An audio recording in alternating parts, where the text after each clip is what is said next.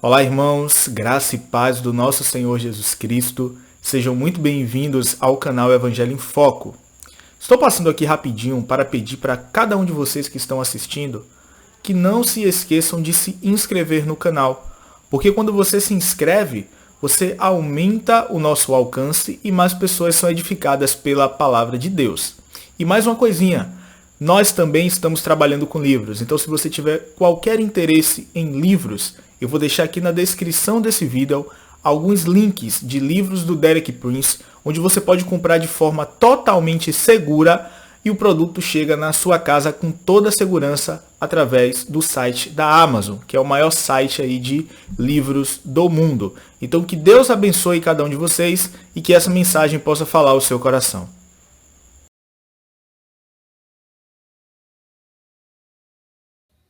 Condições básicas para obter resposta à oração.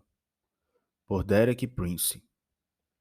Leitura do Salmo 91, versículo 15. Clamará a mim e lhe responderei. A oração é uma das maiores oportunidades, um dos maiores privilégios e um dos grandes ministérios disponíveis a todos os cristãos. Não leio que Jesus tenha alguma vez ensinado os seus discípulos a pregar, mas ele ensinou-os como orar. Acredito que alguém que procura ser discípulo de Jesus Cristo, alguém que deseja tomar o seu lugar no reino dos sacerdotes de Deus, deve procurar aprender a orar eficazmente. Lembre-se, Deus não só nos acolhe em oração, mas Ele está esperando que oremos. Aqui estão, pois, 8 condições que as Escrituras nos dão para nos aproximarmos de Deus na oração, de um modo que nos irá trazer respostas. Isso são requisitos básicos e o primeiro passo em obter respostas às nossas orações. Primeiro ponto. Aproxime-se com reverente submissão. Em Hebreus, no capítulo 5, versículo 7, como já vimos, fala acerca da vida de Jesus na terra e de como ele orou, dizendo: durante os seus dias de vida na terra, Jesus ofereceu orações e súplicas em alta voz e com lágrimas àquele que o podia salvar da morte, sendo ouvido por causa da sua reverente submissão. Nós estudamos a primeira parte desse versículo sobre o ponto de vista de Jesus como nosso exemplo de sacerdote, e como durante a sua vida terrena, Jesus ofereceu orações e súplicas ao Pai. Mas no final desse versículo é-nos dito algo que é muito importante. É-nos dito porque é que Deus Pai ouvia sempre as orações do seu Filho. Diz que Jesus foi ouvido por causa da sua reverente submissão. Isto é, a primeira condição para a aproximação a Deus é a submissão. Como é que Jesus expressava esta reverente submissão? Neste versículo, o escritor de Hebreus está se referindo ao tempo em que Jesus estava em oração no jardim do Getsêmani. Aqui, esta está a descrição deste evento no livro de Mateus, dizendo: e indo um pouco mais para adiante, prostou-se sobre o seu rosto, orando e dizendo: meu Pai, se é possível, passe de mim esse cálice. Todavia, não seja feito como eu quero, mas como tu queres. E indo a segunda vez, orou, dizendo: Pai, se este cálice não pode passar de mim, sem eu beber, faça-se a tua vontade. Mateus capítulo 26, versículos 39 ao 42. Por conseguinte, reverente submissão consiste em dizer ao Pai: não como eu quero, mas como tu queres. Seja feita a tua vontade. Consiste em renunciar à nossa própria vontade e abraçar a vontade de Deus. Jesus ensinou-nos uma oração para usarmos como modelo. Evidentemente, é o que nós chamamos de o Pai Nosso. Numa parte desta oração, ele inclui esse mesmo princípio. Ele ensinou-nos a orar, dizendo: Venha o teu reino, seja feita a tua vontade na terra como é no céu. Mateus 6, versículos de 9 ao 10. Quando nos dirigimos a Deus, devemos dizer: Seja feita a tua vontade. E nessas palavras está este significado. Se a tua vontade e a minha vontade não estão de acordo, então renuncio à minha vontade para que a sua vontade seja feita. Quando as duas vontades entram em conflito, é sempre a vontade de Deus que deve ser feita e que deve seguir o seu curso. Este requisito lida com um aspecto da antiga natureza. Na sua carta aos Efésios, Paulo explicou desse modo: Quanto à antiga maneira de viver, vocês foram ensinados a despir-se do velho homem, que se corrompe por desejos enganosos, a serem renovados no modo de pensar e a revestir-se do novo homem, criado para ser semelhante a Deus em justiça e em santidade proveniente da verdade. Isso se encontra em Efésios, no capítulo 4, versículos de 22 ao 24. Existem dois homens. O velho homem é a nossa natureza antes de Deus ter nos mudado. O novo homem é o que Deus quer fazer de nós. Para que o novo homem se manifeste, temos que deitar fora o velho homem. Isso é algo que temos que fazer, não é algo que Deus faz por nós. Por isso, quando dizemos não à minha vontade, estamos a jogar fora o velho homem. E quando dizemos seja feita a tua vontade, estamos a vestir-nos do novo homem. É assim que somos transformados ou feitos novos na atitude das nossas mentes. Se Deus tivesse de responder todas as orações do velho homem em cada um de nós, o universo seria um caos. Deixe-me dar-lhe um simples exemplo. As crianças da escola dominical estão a planejar um piquenique, e estão a orar. Senhor, faz com que não chova. Entretanto, as plantações do pobre agricultor estão murchando, e ele está orando. Senhor, por favor, envia chuva. Precisamos de chuva. Como Deus irá responder a essas duas orações?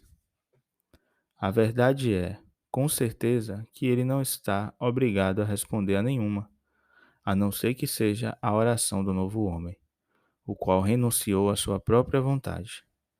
Vejamos outro exemplo muito típico. Então, estão duas nações em uma guerra, uma contra a outra. Os cristãos em cada nação estão orando. Deus, dá a vitória à nossa nação. Como poderá Deus possivelmente fazer isso? Deus compromete-se a responder às orações do novo homem, mas ele não está obrigado a atender ao homem rebelde, ao velho homem, que apenas continua afirmando a sua própria vontade. Por isso, quando oramos por alguma coisa, devemos começar por perguntar a nós próprios: estarei a orar por isso porque eu quero isso ou porque Deus quer isso? Isso faz uma grande diferença. Se for porque eu quero isso, as minhas orações talvez não serão atendidas. Mas se for porque Deus quer isso, então as minhas orações serão atendidas. Há certas áreas onde as pessoas habitualmente fazem os seus pedidos e preces a Deus, tais como pedindo para serem curadas de doenças na área da saúde ou pedindo uma ajuda financeira na área das finanças. Mesmo em momentos como estes, em que pensamos que estão com certeza dentro da vontade de Deus, temos de perguntar a nós mesmos: estarei a orar pela cura porque eu quero ser curado ou porque Deus quer que eu seja curado? Estarei a orar por prosperidade financeira porque é isso que eu quero Ou porque é isso que Deus quer?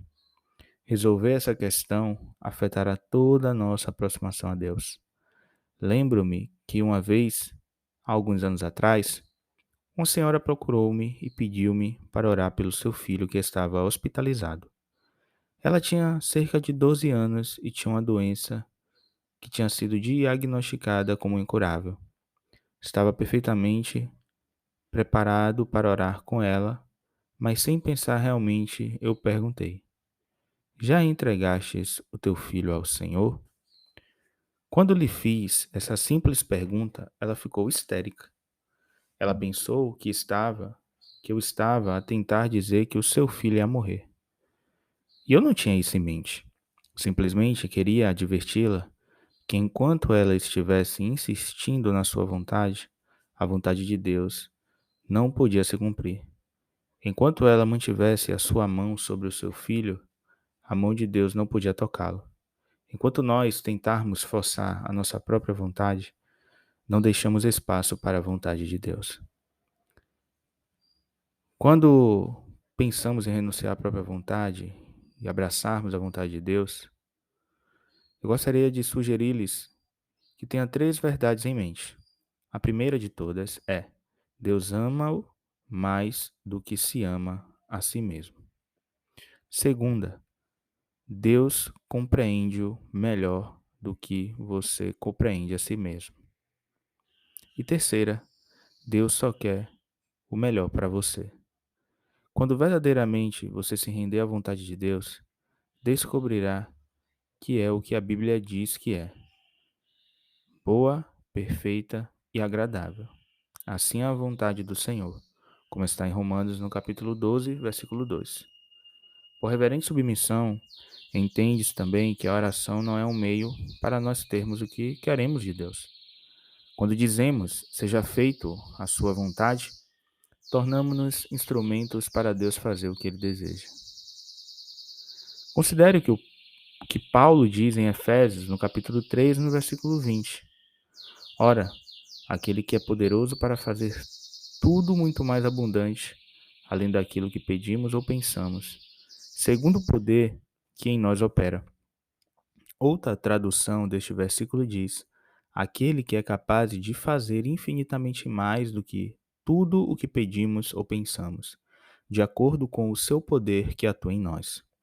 A capacidade de Deus responder às nossas orações vai abundantemente e imensamente mais além do que tudo que podemos pedir ou pensar. Talvez você diga: como pode ser isso possível? O que é que poderá estar além de qualquer coisa que eu possa pedir ou pensar, ou imaginar ou raciocinar? E a resposta é: qualquer coisa que Deus queira fazer. Como ver?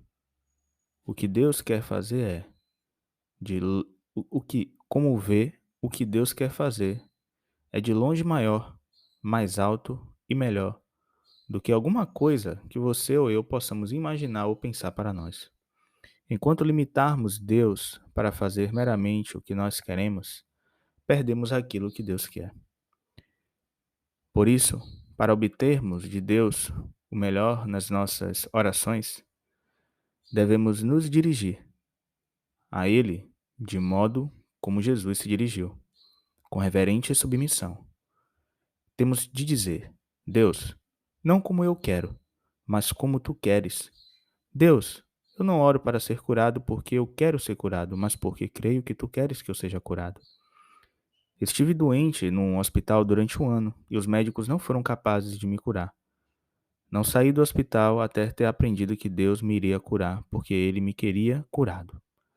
Não porque eu quisesse ser curado. Você consegue entender essa lição na sua mente? Quando orar com reverente submissão à vontade de Deus, você irá mais longe do que alguma vez pudesse ir, afirmando a sua própria vontade.